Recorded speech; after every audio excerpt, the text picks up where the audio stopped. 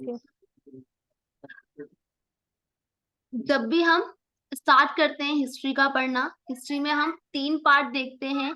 कौन कौन सी? Ancient history यानी कि प्राचीन काल, फिर मध्यकालीन काल, और फिर मॉडर्न हिस्ट्री यानी कि आधुनिक भारत के बारे में जानते हैं। ठीक है। क्योंकि हम ओके। अपनी भारतीय हिस्ट्री स्टार्ट कर रहे हैं, यहाँ पे भारतीय इतिहास के बारे में जान रहे हैं। ठीक है, तो पहला जो बहुत ही इंपॉर्टेंट टॉपिक है स्लॉट 1 में हम जानेंगे। स्लॉट 1 है हमारा पाषाण युग। भी हम साथ में तय करके रखेंगे कि पाषाण युग क्या था। ठीक है, किस तरीके से मानव का जो इतिहास है, मानव जो है वो आया, क्योंकि ये बेसिकली बहुत ज्यादा क्वेश्चन पूछे जाते हैं एग्जामिनेशन में पाषाण युग से, कि पाषाण युग किन किन भागों में बटा हुआ है। ठीक है, पाषाण युग 3 भागों में बटा हुआ है, ये भी हम जिक्र करेंगे इसका। पूरा पाषाण, नव पाषाण, ठीक है, मध्य पाषाण, इन सब में। फिर ये पूछ लेते हैं कि आग की खोज कौन से पाषाण युग में हुई थी, पत्थर से औजार किस पाषाण युग में बनाया गया था, है ना, इंसानों ने कपड़े किस पाषाण युग में पहने थे। तो ये चीजें बहुत बेसिक क्वेश्चन है और ये हमेशा टकराते ही टकराते हैं पाषाण युग से। ठीक है, तो इसलिए हम पाषाण युग भी जानेंगे। ठीक है, हड़प्पा सभ्यता के बारे में भी हम पढ़ेंगे कि हड़प्पा सभ्यता क्या थी। भारतीय सबसे पुरानी सभ्यता थी हड़प्पा सभ्यता, और सबसे ज्यादा महत्वपूर्ण हमारे जीवन में भूमिका निभाती है, क्योंकि हमने यहाँ से सीखा कि भारत में क्या क्या चीजें थी। पहले हड़प्पा सभ्यता में जल निकास प्रणाली के बारे में पता चला, इतनी उन्नत और विकसित वहां की प्रणाली थी। और भी बहुत सारी चीजें हमने इसके बारे में जानी। ठीक है, सिंधु पश्चात वैदिक सभ्यता। जब हमारी सिंधु घाटी सभ्यता यानी कि हड़प्पा सभ्यता जिसे हम बोलते हैं, ये सभ्यता समाप्त हुई थी, तो उसके बाद आई थी वैदिक सभ्यता। स्लॉट 1 में ही हम ये तीनों चीजें पढ़ेंगे, पाषाण युग, हड़प्पा सभ्यता, सिंधु के पश्चात जो वैदिक सभ्यता आई थी वो। ठीक है, इसके बाद हमने जानना है वंश, किसके बारे में? वंश के बारे में जानेंगे। स्लॉट ये सबसे पहले हम धर्मों के बारे में जानेंगे स्लॉट 2 के अंदर। ठीक है, एंड देन हम स्लॉट 3 के अंदर क्या जानेंगे? वंशों के बारे में, कि कौन कौन से वंश आए, किस तरीके से इतिहास शुरू हुआ वंशों का। ठीक है, तो स्लॉट 1, स्लॉट 2, स्लॉट 3 समझ में आया किस तरीके से हमने कवर करना है अपना आपको। ठीक है, हम अपनी एशियन ओके। हिस्ट्री को कैसे कवर करेंगे? स्लॉट 1, स्लॉट 2, स्लॉट 3 में। ठीक है, डन। स्लॉट से पढ़ते हैं ना, तो इससे ये याद ओके। रहेगा हमें, स्लॉट 1 की एक जगह सारे क्वेश्चन हो जाएंगे, स्लॉट 2 के एक जगह सारे क्वेश्चन हो जाएंगे, स्लॉट 3 के एक जगह सारे क्वेश्चन हो जाएंगे। बस आपको 3 टेस्ट सीरीज देनी पड़ेगी। ठीक है, और ओके। आधुनिक भारत का इतिहास जब हम पढ़ेंगे मॉडर्न हिस्ट्री। ठीक है, मिडीवियल भी पढ़ेंगे पर पहले उससे मॉडर्न पढ़ लेंगे, या जैसे आपको ठीक लगेगा वैसे हम कर लेंगे। ठीक है, तो आधुनिक भारत इस तरीके से। पर अभी हमने स्टार्ट करना है इतिहास। इतिहास क्या है पहले आप ये समझो, क्योंकि हो सकता है आपको बेसिक से इंफॉर्मेशन ना हो कि what is the history and what is father of the history, यानी कि इतिहास के पिता किसको कहा जाता है? हेरोडोटस को कहा जाता है, ये आपने याद रखना है। इतिहास का पिता कौन है? हेरोडोटस। ठीक है, याद रखना, इतिहास का पिता हेरोडोटस है। इतिहास 3 भागों में बांटा है हमने। ठीक है, 3 भागों में बांटा है हमने। कौन कौन सा काल? प्राक्य ऐतिहासिक काल, आदि ऐतिहासिक काल, और इतिहास। ठीक है, ये 2 काल अपने अलग है, और ये इतिहास जो है इसके बारे में हम प्रॉपर तरीके से जानते हैं, अच्छे से जानते हैं। पर जो हमारा आद्य है, यानी कि जहाँ पे सिंधु घाटी सभ्यता का जन्म हुआ, जहाँ से सिंधु घाटी सभ्यता बनी, या फिर उससे भी पहले की बात करें तो जहाँ से मानव बने, यहाँ के प्रॉपर हमारे पास एविडेंस नहीं है। प्रॉपर हमारे पास पुरातत्वविदों ने पूरा पुराक्षण करके नहीं रख रखे हैं। ठीक है, पर हमें इन दोनों के बारे में पता है, इसके बारे में प्रॉपर तरीके से हमें नहीं पता है। ठीक है, तो हम इसके बारे में प्रॉपर तरीके से पता है कि प्राचीन इतिहास के अंदर वंश थे हमारे, मध्यकालीन के अंदर मुगल आ गए, आधुनिक के अंदर हिस्ट्री वो वाली आ गई जहाँ पे अंग्रेज हमारे यहाँ पर आए थे, है ना। तो बेसिकली इनके बारे में हमारे पास इंस्क्रिप्शंस वगैरह है, पर सिंधु घाटी और प्रागैतिहासिक काल के बारे में इतनी ज्यादा इन्फॉर्मेशन हमें नहीं प्राप्त है। ठीक है, तो अब देखते हैं हम क्या, ओके। प्रागैतिहासिक काल। जैसे कि मैंने बोला आपको पहले, ये रहा प्रागैतिहासिक काल।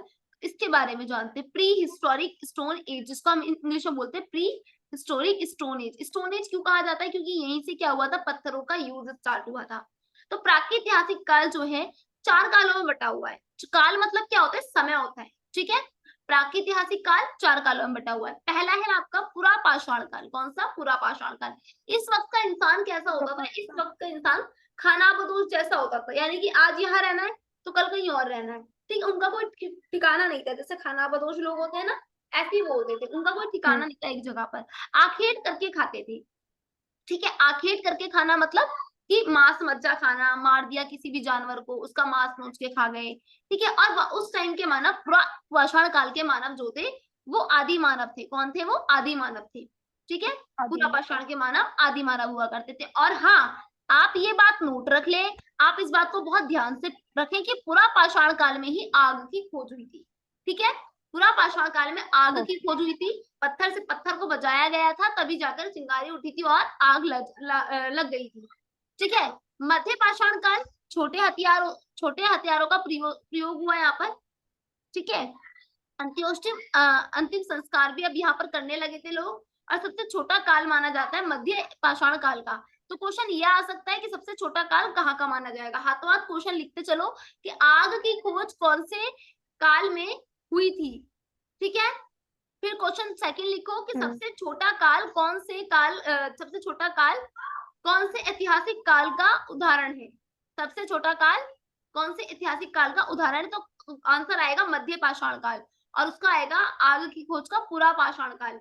फिर आते हैं हम नव पाषाण काल, हमारे लिए वेरी इंपॉर्टेंट पीरियड है ये। नव पाषाण काल में हमने खेती करनी शुरू कर दी थी, अस्थाई आवास करना शुरू कर दिया था, अस्थाई रूप से हम रहने लगे थे, लोगों ने बसना शुरू कर दिया था, पशुपालन शुरू कर दिया था, कुत्ता पालना शुरू कर दिया था, पहिए का भी प्रयोग होना शुरू हो गया नव पाषाण में। अब आप देख रहे हो इंसान धीरे धीरे करके विकसित हो रहा है, और कहीं ना कहीं तो वो खाना बदोश था, इधर से उधर डोलता रहता था, अब वो क्या कर रहा है, अब वो एक जगह रुक रहा है। कहीं तो वो आखिर मांस मज्जा नोच नोच कर खाता था, अब क्या कर रहा है, वो खेती भी कर रहा है। कहीं तो वो आदि मानव था, अब क्या कर रहा है वो, अब वो पशुपालन भी कर रहा है, पहिया भी बना रहा है।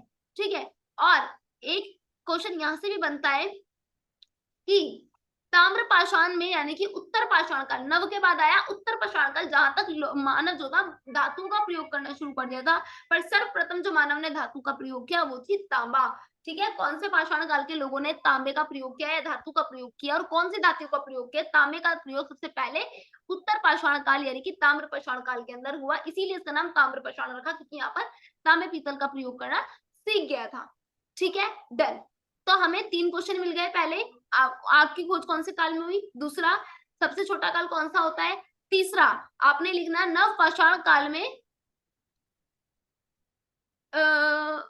नव पाषाण काल में मनुष्य किस प्रकार से भोजन अर्जित करता था। ठीक है, नव पाषाण काल में भोजन अर्जित करने का तरीका उसका खेती करना था। और यही मैं बोलूं पूरा पाषाण काल में भोजन कैसे अर्जित करता था, तो आप बोलेंगे आखेट करके।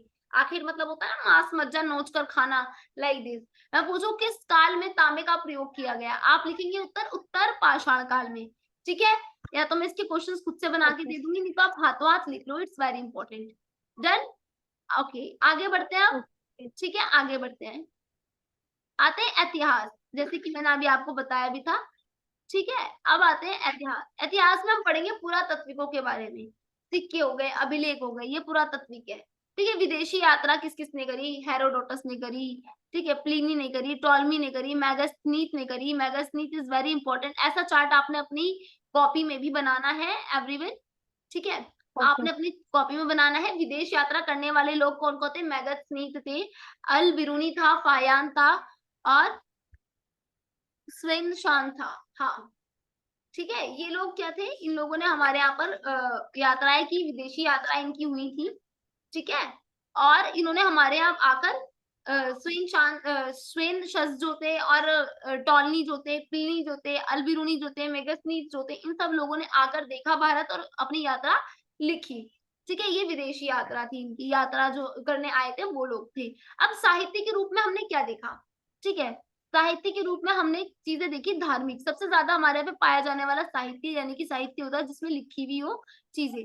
ठीक है, सबसे ज्यादा पाया जाने वाला साहित्य हमारा कौन सा था, धार्मिक साहित्य, और कुछ गैर धार्मिक भी थे।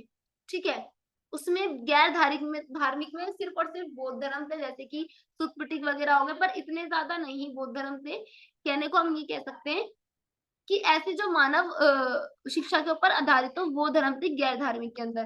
तो धार्मिक ग्रंथ में हमारे यहाँ क्या क्या लिखा गया, ज्यादातर हमारे यहाँ पे ब्राह्मणवाद में जो लिखा गया धार्मिक ग्रंथ में, वो थे वेद लिखे गए।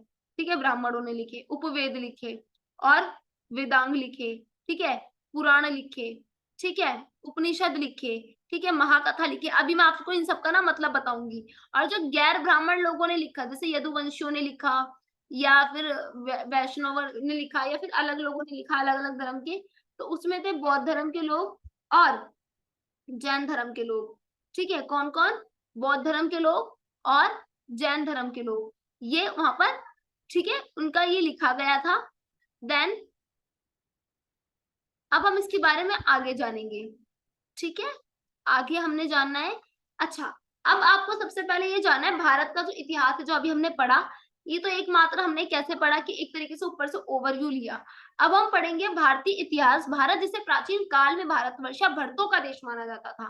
भारतवर्ष और भरतों का देश क्यों माना जाता था? भरत मतलब होता है ज्ञान, ठीक है, भ मतलब होता है ज्ञान, रत मतलब होता है लिप्त, यानी कि जहां के लोग ज्ञान में तृप्त रहते हैं, लिप्त रहते हैं, लीन रहते हैं, उसे बोला जाता था भरतों का देश। समझ में आई? भारत का मतलब है कि जहां पर भ ज्ञान और रत मतलब लिप्त, तो जहां पे लोग ज्ञान में लिप्त रहते हैं, तृप्त रहते हैं, उसे बोला जाता है भारतवर्ष। वह है हमारा भारतवर्ष या भरतों का देश। भरतों मतलब ज्ञानी, ज्ञानियों का देश, ठीक है। प्राचीन ईरानी सिंधु से जोड़ते हैं, जो इस सिंधु ना कह के हिंदू कहते हैं। जो प्राचीन ईरानी लोग थे, इधर सऊदी, ईरान, इराक, ठीक है, इन यहाँ के लोग जो थे वो इस देश को यानी कि हमारे भारत देश को सिंधु से जोड़ते थे। पर क्योंकि सिंधु से क्यों जोड़ते थे? क्योंकि हमारे यहाँ बहुत बड़ी नदी सिंधु नदी बहती थी, पर इसे वो लोग सिंधु नहीं कहते थे। सिंधु इनके मुंह से नहीं निकलकर क्या बोलते थे? ये उसे हिंदू कहते थे। सिंधु को हिंदू कहते थे प्राचीन ईरानी लोग, और इसीलिए ये हिंदू यानी कि जहां पर हिंदू रहते हैं, यानी कि सिंधु लोग रहते हैं। सिंधु कौन? जो सिंधु घाटी के इर्द गिर्द रहते हैं। इर्द गिर्द मतलब सिंधु नदी के आसपास रहने वाले लोग सिंधु ना कहकर उन्हें हिंदू कहते थे, इसीलिए इस देश का नाम पड़ा हिंदुस्तान, ठीक है। डन। हिंदुस्तान कैसे पड़ा हमारे देश का नाम? पर कुछ लोग ऐसे भी थे जो क्या कहते थे, क्या बोलते थे कि यूनानी लोग जो होते थे उनके मुंह से हिंदू भी नहीं निकलता था ना सिंधु निकलता था, वो बोलते थे इंदे, ठीक है, वो अपनी भाषा में हमारे देश को बोलते थे इंदे। तो इसका नाम क्या निकला? यूनानी भाषा वाले लोगों ने जो दिया नाम, उसका नाम लिखा है इंडिया। क्या रखा गया? इंडिया। इंडे से इंडिया बन गया। अरब के लोगों ने इसे हिंद कहा, तो हमारा हिंदुस्तान, ठीक है। हिंदवासी हम अपना आपको कहने लगे, ठीक है, हिंद देश का निवासी, है ना, ऐसे करके बोलते थे हम अपना आपको। तो ये आपने लाइंस याद रखनी है किसने क्या कहा, ठीक है। भारतीय ऐतिहासिक जानकारी के स्रोत, हमारे स्रोत क्या है? हमारी जानकारी कहाँ से मिली? धर्म ग्रंथ से, वेद, ऋग्वेद, यजुर्वेद, सामवेद, अर्थवेद, 4 वेद जो थे हमारे धर्म ग्रंथ में मिले, ठीक है। वेरी इंपॉर्टेंट, बिकॉज यहाँ से हमारे बारे में जानकारी मिली है। ऐतिहासिक ग्रंथ कौन कौन से थे? हमारे पुराण थे और बौद्ध या जैन साहित्य थे। पुराणों के अंदर विष्णु पुराण थे, मत्स्य और वायु पुराण पाए जाते थे। ये किताबें हैं जिससे हमारे धर्मों के बारे में पता चला। और बौद्ध और जैन साहित्य में कथा वस्तु या कल्प सूत्र, अभी सुनने में बड़ा अजीब लग रहा होगा, पर आपने पहले से थोड़ा थोड़ा याद करना पड़ेगा, तभी इसकी डेफिनेशन भी आपको समझ में आएंगी, ठीक है। विदेशी यात्री कौन कौन थे हमारे? विदेशी यात्री आपने याद रखना, हेरोडोटस, टैसियस, ठीक है, सिकंदर, मेगास्थनीस। एक तो सिकंदर बहुत इंपॉर्टेंट है, एक मेगास्थनीस बहुत इंपॉर्टेंट है, एक डायोनिसिस बहुत इंपॉर्टेंट है। चीनी लेखक जो थे हमारे यहाँ पर आए, फाहियान, संयुगन, हैंसोंग, इत्सिंग, ठीक है। इत्संग और फाहियान बहुत इंपॉर्टेंट है। अरब लेखक जो हमारे यहाँ पर आए, अरब से आए, कौन? अलबिरूनी, इब्न बतूता, और अन्य लेखक जो आए जैसे कि तारानाथ और मार्को पोलो, ये बहुत इंपॉर्टेंट है। आप इसमें लाइन लगा लीजिएगा, एक तो इत्संग पे, अलबिरूनी, इब्न बतूता, और एक मार्को पोलो, बहुत इंपॉर्टेंट है, ठीक है। तो हमें भारतीय इतिहास पता चला। इतिहास का मतलब क्या होता है और इतिहास क्या है हमारा भारतीय इतिहास। प्रागैतिहासिक काल पढ़ेंगे बस हम यहाँ पर। इसके अंदर प्रागैतिहासिक काल के अंदर हमने पढ़ना है क्या कि इतिहास का विभाजन 3 भागों में किया गया। प्रागैतिहासिक काल, आद्यैतिहासिक काल और इतिहास। प्रागैतिहासिक काल वो काल है जहां पर मनुष्य की घटनाओं का वर्णन लिखित विवरण में नहीं मिलता है। घटनाएं हुई हैं पर लिखित विवरण नहीं है। आद्य ऐतिहासिक काल वो ऐतिहासिक काल है जिस काल में लेखन के बाद भी लिखित विवरण नहीं आया, यानी कि लेखन तो आया पर हमें वहां के इंस्क्रिप्शंस, पुरातत्व नहीं मिले। और ऐतिहासिक काल वो है, उस काल को कहा जाता है जिसमें इसका विवरण लिखित रूप से उपलब्ध है। हम इसको नेक्स्ट में पढ़ेंगे पूरा प्राग्ञ ऐतिहासिक काल के बारे में। अभी आपने सिर्फ इतना लिखना है, ठीक है, इन सब का लिखना है आपने कि इतिहास क्या है, ऐतिहासिक कहाँ से हमने पढ़ा, ठीक है, ये पूरा आपने लिखना है। अभी हम जो पढ़ेंगे बिल्कुल राइट नाउ, ठीक है, दूसरा हम पढ़ेंगे दूसरी वीडियो में पढ़ेंगे अभी हम प्राग्ञ ऐतिहासिक काल के बारे में, ठीक है। वो पूरी स्टार्टिंग से बताऊंगी मैं इतिहास के विभाजन को। अभी हमने क्या पढ़ा, थोड़ा सा रिवाइज कर लेते हैं। अभी हमने पढ़ा इतिहास क्या है, 3 भागों में बटा हुआ है, पुरा पाषाण काल, मध्य पाषाण काल, और कौन सा काल? नव पाषाण काल और ताम्र पाषाण काल, है ना। हमने ये पढ़ा, ये सब पढ़ा ना हमने। इसके बाद हमने पढ़ा कि कितने कितने हमारे ऐतिहासिक ग्रंथ है, 4 ग्रंथ है, बहुत इंपॉर्टेंट है। भारत का नाम भारत कैसे पढ़ा, ये सब हमने इसके अंदर पढ़ा। डन। बस हम पहले इसमें